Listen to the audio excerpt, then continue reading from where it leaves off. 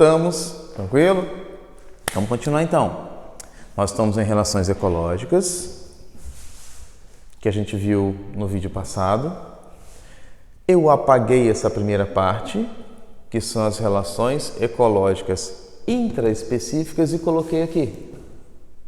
Ok? Continuação do vídeo anterior. O número 1 que você tem aí, que você viu no vídeo anterior, é chamado de colônia. E o número 2 é sociedade. Tanto em um quanto no outro, um ganha e o outro também ganha. E são da mesma espécie. Então tem que ter alguma coisa, alguma diferença entre os dois para você observar na hora da prova. Isso é importante. Então vamos ver aqui. Ó, aqui eles têm a mesma forma e mesmas funções.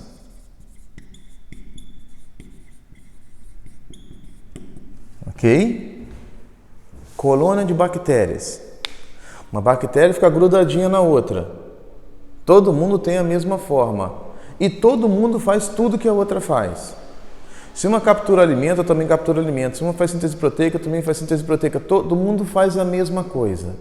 Tem a mesma forma e a mesma função. Eles vivem em colônia. Tá legal? Então vamos colocar aqui, bactéria. Vou colocar exemplo, bactéria.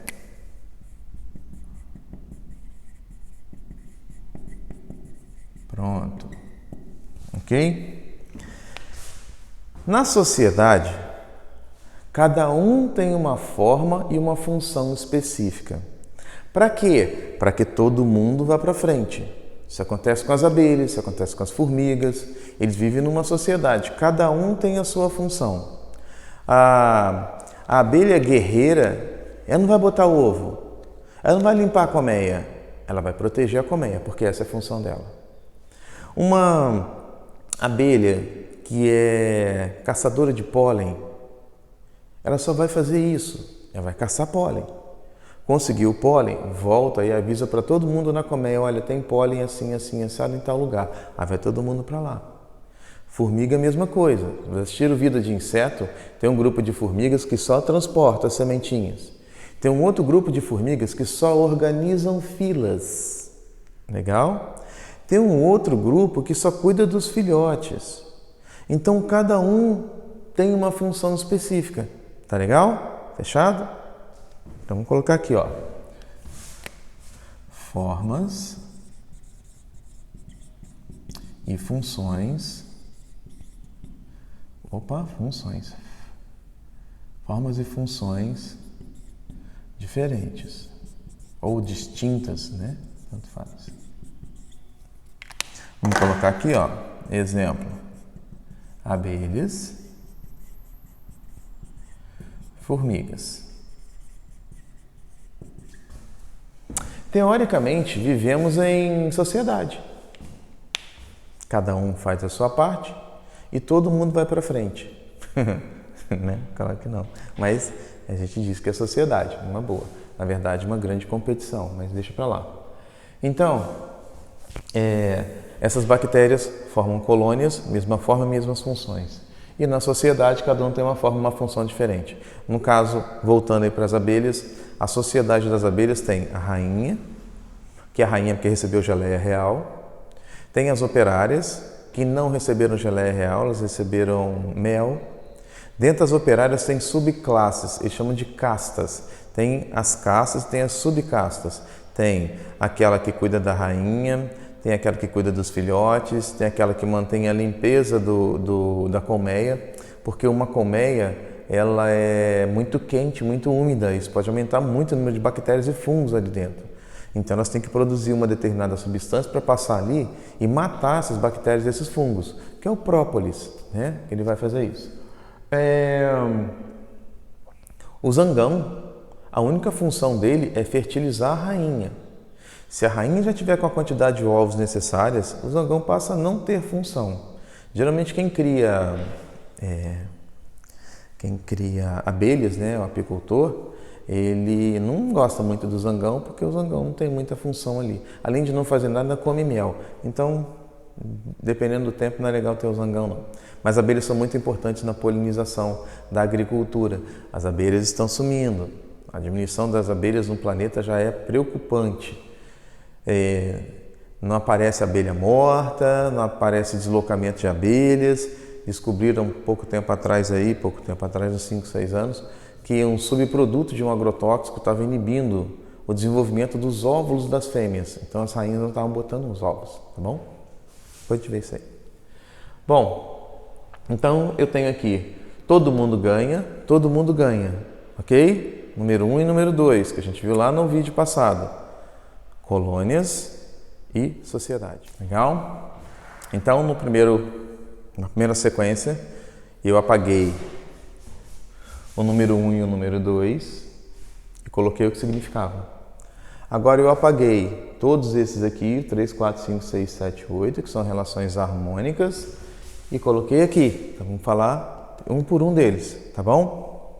Então vamos lá. O número 3, pela sequência do vídeo que a gente está vendo, é chamado de mutualismo.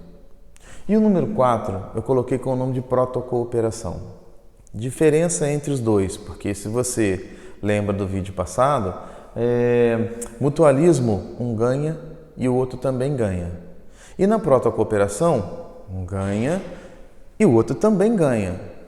Então eu preciso saber qual é a diferença entre os dois. Bom, seguinte, no mutualismo há uma interdependência. Um não sobrevive sem o outro. Tá legal? Então vamos colocar aqui, ó. A interdependência.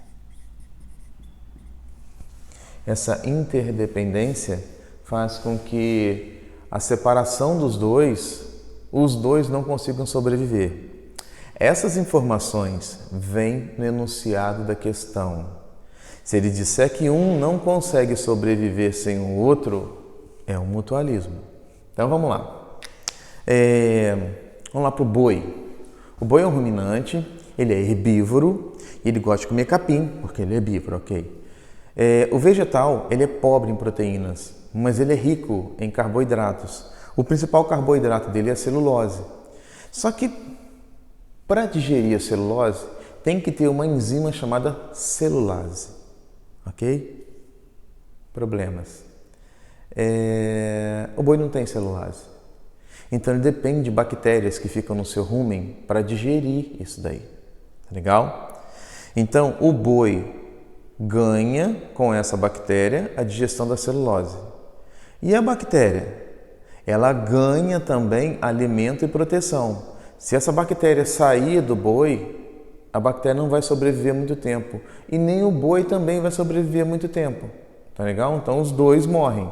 Então é uma relação entre dois indivíduos de espécies diferentes, onde há uma interdependência entre eles e um não sobrevive sem o outro. Vamos colocar aqui, ó.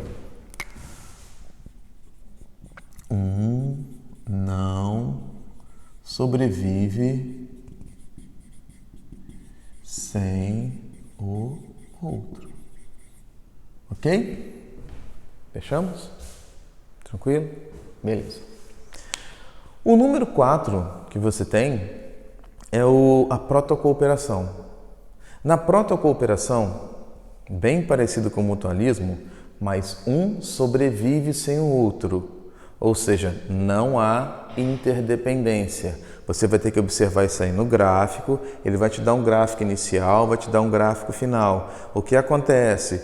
Os dois sobreviveram, os dois morreram, tem que dar uma olhada, tá bom? Então, não há interdependência. Não há interdependência. Ou seja, um sobrevive sem o outro. Um sobrevive sem o outro.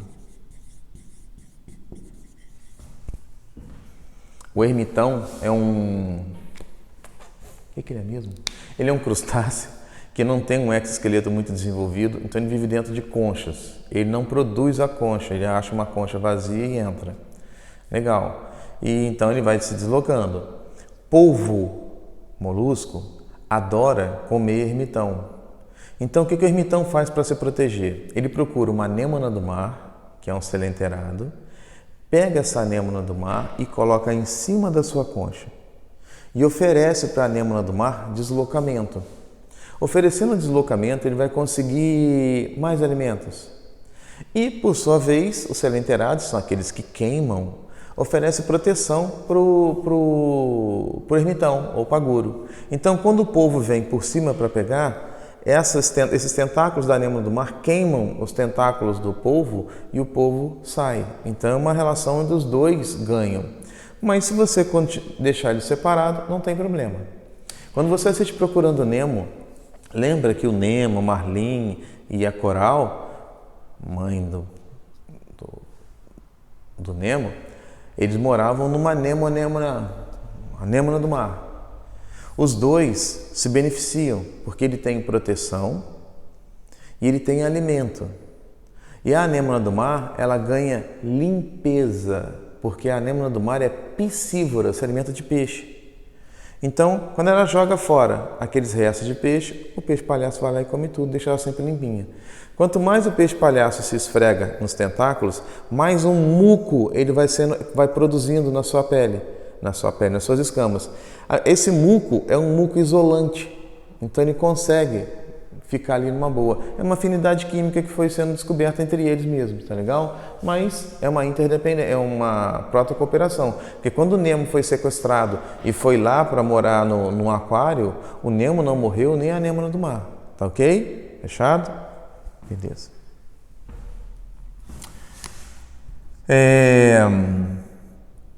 A gente tem agora o comensalismo. Para escrever comensalismo, não é para escrever não. No comensalismo, que é o número 5, um ganha e o outro não é prejudicado. Legal, ele ganha o quê? Ele ganha restos alimentares, tá legal? Restos alimentares. Grosseiramente falando, você está num lugar comendo sanduíche, aí você percebe que quem está do seu lado, seu amigo, não está aguentando comer tudo, a hora que ele, não quero isso aqui mais não, você vai lá e come, você é um comensal. Só que o comensalismo dentro da ecologia são indivíduos de espécies diferentes, tá legal? Espera-se que o seu amigo seja da mesma espécie. Ou é o que você faz às vezes com um cachorro ou com um gato, você não quer mais, você dá para ele, tá? Então, ele ganha restos alimentares. Ok? O número 6 é o inquilinismo. Inquilino, ele mora lá, sem prejudicar. Tá legal? Então, o inquilinismo é uma relação entre dois indivíduos de espécies diferentes, onde um se abriga no outro sem provocar prejuízo. Você encontra peixe-piloto e o pepino do mar. Peixe-piloto, quando se sente ameaçado, ele vai para dentro do pepino do mar e fica lá na boca dele, dentro da boca dele um tempão e não provoca prejuízo nenhum não, tá bom? O epifetismo é quando um utiliza o outro para suporte. Aí nós temos as orquídeas que ficam grudadas na árvore, utiliza aquela árvore como um suporte, tá legal? Então, um suporte. E aqui cabe uma coisa. Se você colocou a orquídea, se a orquídea está na árvore e ela está utilizando essa árvore como suporte, ela também está morando nessa árvore. Então, todo epifetismo é um inquilinismo, porque ele está grudado ali e passa a morar ali, tá legal? Então, vamos colocar aqui. Todo epifetismo é um inquilinismo. Ok? Fechado? Beleza. E o último é a forésia. A forésia é quando um utiliza o outro como transporte. Legal? Aquela garça que fica em cima daquele boi no pasto. O boi vai e ele vai junto. Então ele está utilizando aquele boi como meio de transporte. Tá legal? Ou a rêmora grudada no tubarão. Então vamos colocar aqui, ó. transporte.